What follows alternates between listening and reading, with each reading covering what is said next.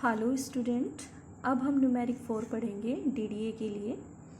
Question हमें दिया हुआ है x1 और y1 की वैल्यू हमें पहले सी दी हुई है, x2 और y2 की भी वैल्यू हमें दी हुई है, यानी हमें स्टार्टिंग पॉइंट और एंडिंग पॉइंट दोनों के दिए हुए हैं। और कहा गया है कि draw a line using DDA algorithm. DDA algorithm को यूज़ करते हुए आपको एक लाइन ड्रॉ करनी है जिसके हमने आपको स्टार्टिंग पॉइंट भी दे दिए हैं और एंडिंग पॉइंट भी दे दिए हैं। ठीक है, चलिए डीडीए एल्गोरिथम की स्टेप्स को फॉलो करते हुए इस न्यूमेरिक को हम सॉल्व करते हैं। कैसे ये न्यूमेरिकल सॉल्व होगा? पहला स्टेप हमें यहाँ पर फॉलो करने की ज़रूरत नहीं है, क्योंकि हमें पहले स्टेप में यही कहा जाता है कि आपको स्टार्टिंग पॉइंट और एंडिंग पॉइंट को रीड करना है। ठीक है, तो हमने यहाँ पे already x1 y1 starting point को और एंडिंग पॉइंट x2 और y2 को रीड कर लिया है, तो पहला स्टेप यहाँ पर फॉलो करने की ज़रूरत नहीं है। अब डीडीए का हम सेकेंड पॉइंट फॉलो करेंगे, जिसमें हम कैलकुलेट करते हैं लेंथ, जिससे हमें ये पता चलता है कि हमारी लाइन कहाँ से स्टार्ट होकर कहाँ पर जाएगी। ठीक है, इसको कैलकुलेट करने के लिए हम क्या करते हैं, x2 में से माइनस करते हैं x1। x2 हमारा आया है 7 और 7 में से -2 करेंगे तो हमें मिलेगा 5। इसी तरीके से हम y को कैलकुलेट करते हैं, y2 minus y1 is equal to y हमें 9 मिलेगा। और यहाँ पर हमें y1 हमें मिला है, y2 हमें 9 मिला है, y1 हमें 2 मिला है, तो यहाँ पर हमारा आंसर आएगा 7। ठीक है, तो दोनों को जब हमने देखा, x की जो लेंथ आई है 5 आई है और y की लेंथ 7 आई है, और मैंने बताया है कि हमें हमेशा बड़ी ही लेंथ को फॉलो करना है। ओके, तो हम y की लेंथ को फॉलो करते हुए इस क्वेश्चन को सॉल्व करेंगे। थर्ड स्टेप हमारा आता है कि अब हमें क्या कैलकुलेट करना है, अब हमें कैलकुलेट करना है डेल्टा x और डेल्टा y। डेल्टा x और डेल्टा y हम इस वजह से कैलकुलेट करते हैं क्योंकि इससे हमें ये पता चल जाता है कि हमारी लाइन कितने इंटरवल पर इंक्रीज होगी। ओके, चलिए डेल्टा x निकालते हैं। डेल्टा x निकालने के लिए x2 minus x1 upon length करेंगे। x2 हमें मिला है 7 और x1 हमारा 2 है और लेंथ भी हमारी 7 आई है, तो जब हम इसको 7 अपॉन यहाँ पर हमारा आएगा 5 अपॉन, जब हम इसको 7 करेंगे तो ये क्रॉस होके हमें मिलेगा 0.71। ठीक है, देख लीजिएगा, डेल्टा x कैलकुलेट करना है। Delta x is equal to x2 minus x1 upon length formula होता है। x2 हमें 7 दिया हुआ है क्वेश्चन में, x1 हमारा 2 दिया हुआ है। ठीक है, और लेंथ हमारी कितनी आई थी, 7 आई थी। ठीक है, फिर 7 में से 2 माइनस करेंगे तो 5 आएगा। 7 हमने अपॉन में लिखा है, जब हम इसको क्रॉस करेंगे तो 0.71 हमें डेल्टा x की वैल्यू मिलेगी। ठीक है, इसी तरीके से हम यहाँ पर साइड में डेल्टा y की वैल्यू कैलकुलेट करते हैं। डेल्टा y की वैल्यू को कैलकुलेट करने के y2 minus y1 upon length formula use करेंगे। y2 हमें दिया हुआ है 9, y1 हमें दिया हुआ है 2 और अपॉन लेंथ हमें दी हुई है 7। ठीक है, तो यहाँ पर 7 अपॉन 7 आएगा और जब हम इसको क्रॉस करेंगे तो डेल्टा y हमें कितना मिलेगा, 1 मिलेगा। इससे हमें पता चल गया है कि x तो इंक्रीमेंट होगा इतना, ठीक है, और y इंक्रीमेंट होगा इतना। ठीक है, जो भी वैल्यू आती रहेगी, x की वैल्यू जो भी आएगी उसमें हम इतना ऐड करते रहेंगे और y की जो वैल्यू आएगी उसमें हम इतना ऐड करते रहेंगे। चलिए, अब हमें फोर्थ स्टेप जो होता है राउंड ऑफ वैल्यू कैलकुलेट करने के लिए हम यूज़ करते हैं, उस फंक्शन को हम यहाँ छोड़कर direct he round of value को यूज़ कर लेंगे। तो अब यहाँ फोर्थ स्टेप ना फॉलो करके हम फिफ्थ स्टेप फॉलो करते हैं। ठीक है, वैसे फोर्थ स्टेप है ये, लेकिन फिफ्थ मैंने इस वजह से लिखा है। अब यहाँ पर हम क्या करेंगे, यहाँ पर हम लूप चलाएंगे। हमारा लूप होता है कि आई पे हम पहले 1 इनिशलाइज करा देते हैं और फिर कहते हैं कि जी आई लेस देन और इक्वल है जब तक लेंथ के, तो ये लूप चलता रहे और आई में क्या होता रहे, आई में i is equal to i plus 1 होता रहे, यानी आई में एक एक का इंक्रीमेंट होता रहे। ठीक है, जब ये कंडीशन जब तक ट्रू होगी तब तक क्या होता रहे, प्लॉट होता रहे इंटीजर x की वैल्यू और y की वैल्यू, दोनों इंटीजर की फॉर्म में प्लॉट होती रहे। ठीक है, ये सब होता रहेगा और यहाँ से हम x की वैल्यू को कैलकुलेट करेंगे। x प्लस डेल्टा x हमें निकालना है।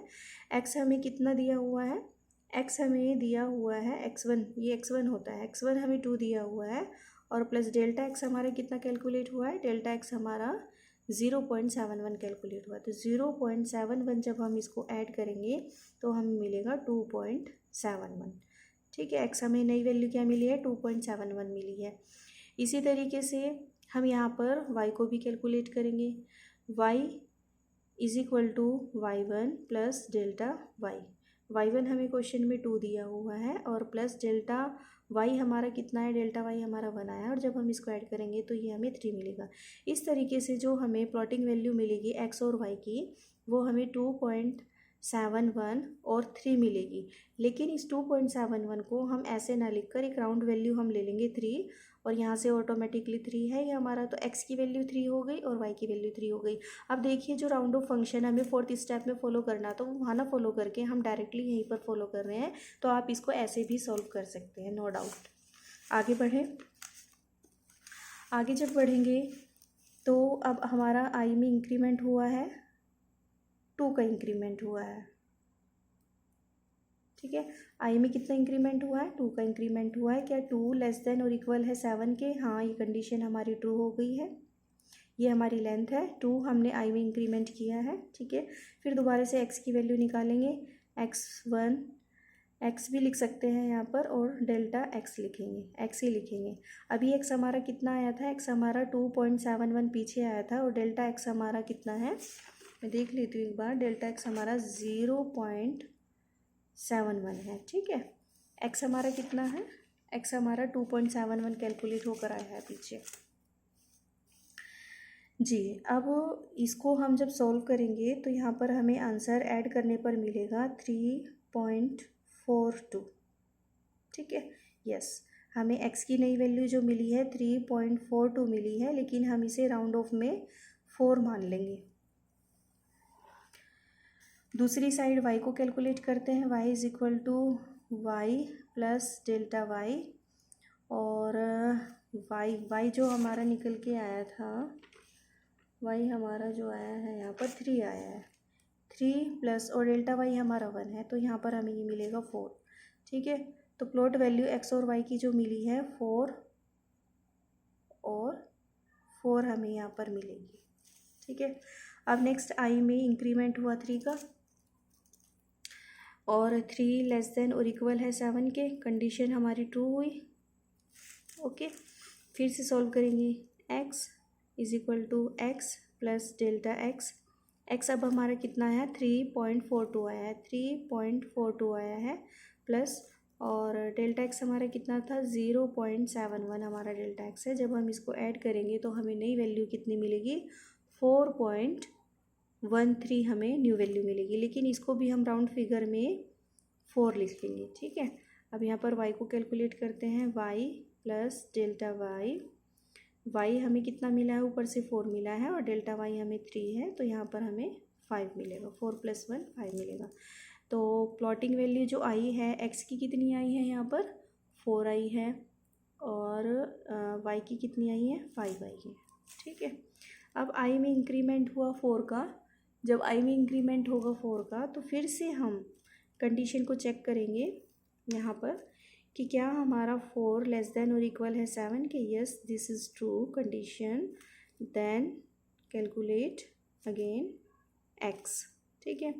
x कितना निकला था 4.13 था प्लस डेल्टा x 0.71 है, ये पहले से ही पता है आपको। जब हम इसको ऐड करेंगे तो हमें जो नई वैल्यू मिलेगी वो हमें मिलेगी 4.84 हमें नई वैल्यू मिलेगी, लेकिन इसको भी हम राउंड फिगर में 5 लिख लेंगे। y को कैलकुलेट करेंगे, y प्लस डेल्टा y हमें कितना मिला था 5 मिला था, 5 + 1 हम लिखेंगे, 5 1 प्लस हमें 6 मिलेगा। तो यहाँ पर जो हम प्लॉट करेंगे वैल्यू वो कितनी करेंगे 5 हमने इसको राउंड फिगर में माना था ना, 5.6 वैल्यू हम यहाँ पर प्लॉट करेंगे राउंड फिगर में। उसके बाद कंडीशन अब हमारी i इज इक्वल टू हो गया है 5 और 5 लेस देन इक्वल है 7 के, दिस इज़ ट्रू होने के बाद x कैलकुलेट करेंगे, x प्लस डेल्टा x अभी हमारा पीछे 4.84 आया है प्लस डेल्टा x हमारा 0.71 है। जब हम इन दोनों को ऐड करेंगे तो हमें नई वैल्यू मिलेगी 5.55, ठीक है। और इसको हम राउंड फिगर में 6 लिख लेंगे, ओके। और यहाँ पर मैं y कैलकुलेट करती हूँ, y is equal to y plus delta y और y हमारा अभी 6 आया था, 6 + 1 करेंगे तो ये हमें मिलेगा 7, तो x और y की प्लॉटिंग वैल्यू जो हमें मिली है 6 और 7 मिली है। ओके, अब हमारा i कितना हो गया है, अब हमारा i 6 हो गया है। 6 less than equal to 7, this is true, ये कंडीशन हमारी ट्रू हो गई है। ट्रू हो गई तो अगेन फिर यही प्रोसेस तब तक चलता रहेगा जब तक आपकी i की वैल्यू 7 से छोटी मतलब बड़ी नहीं हो जाती। तो x कितना आया है हमारा 5.55 आया है, प्लस डेल्टा x हमारा 0.71 है। जब हम इन दोनों को ऐड करेंगे तो हमें नई वैल्यू 6.26 मिलेगी, और जिसको हम राउंड फिगर में 6 लिखेंगे। y की वैल्यू कैलकुलेट करेंगे तो y प्लस डेल्टा y, और y हमें 6 मिला था, प्लस 1 करेंगे तो यहाँ पर हमें 7 मिलेगा।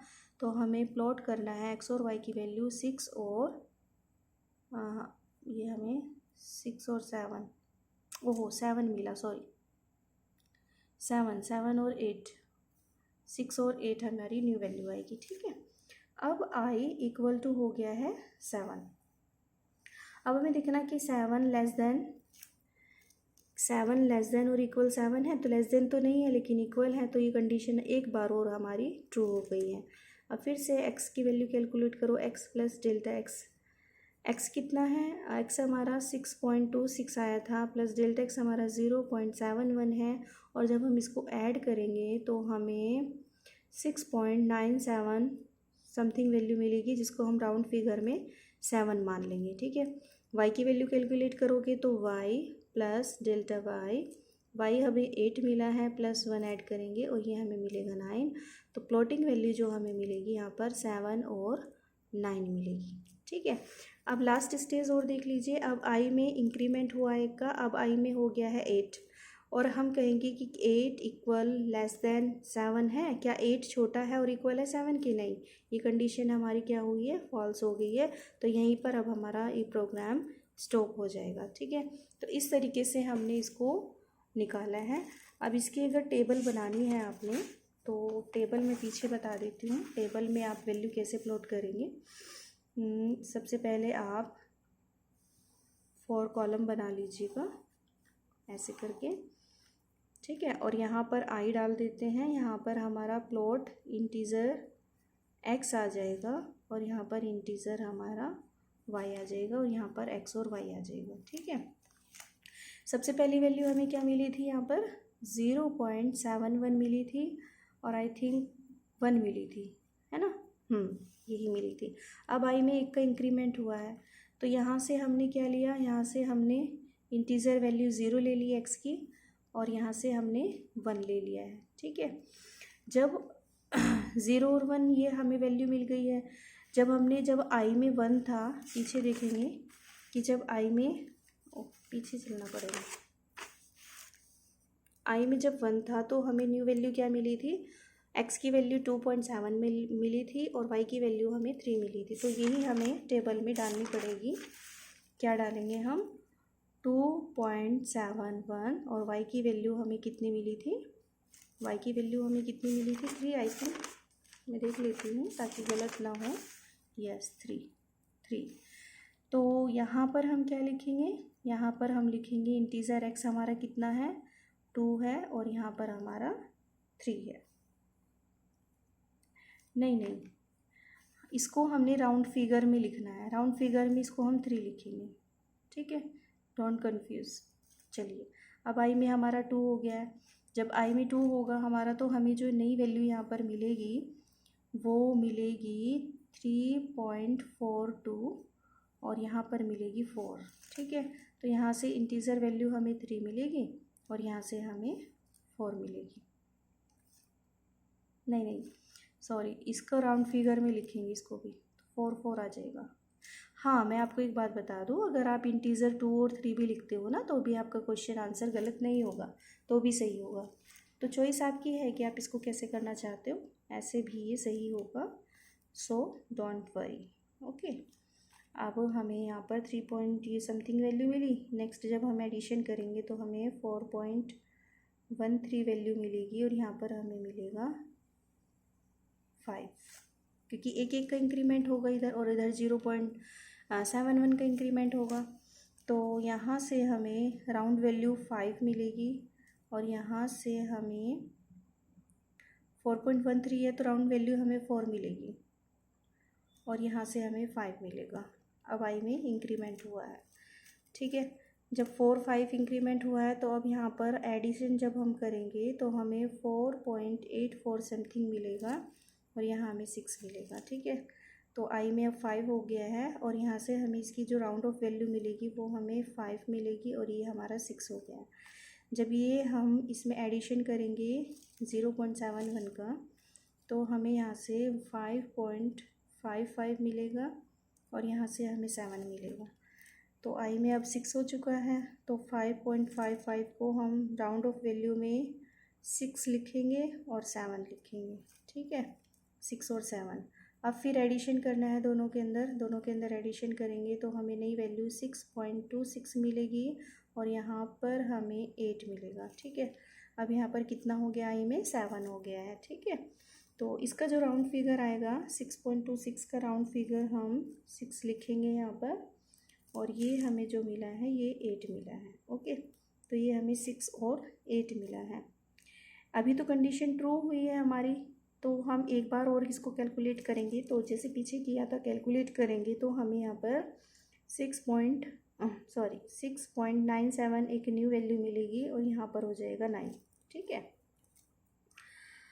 अब यहाँ पर आई में कितना हो गया, आई 8 हो गया है और इसकी जो हम राउंड ऑफ वैल्यू लिखेंगे 7 लिखेंगे और यहाँ पर हम लिखेंगे 9। लेकिन अब ये कंडीशन हमारी आगे नहीं चलेगी क्योंकि ये फॉल्स हो चुकी है और फॉल्स हो जाने से अब हमारा यहाँ पर प्रोग्राम क्या हो जाएगा, स्टॉप हो जाएगा, ये आगे नहीं चलेगा।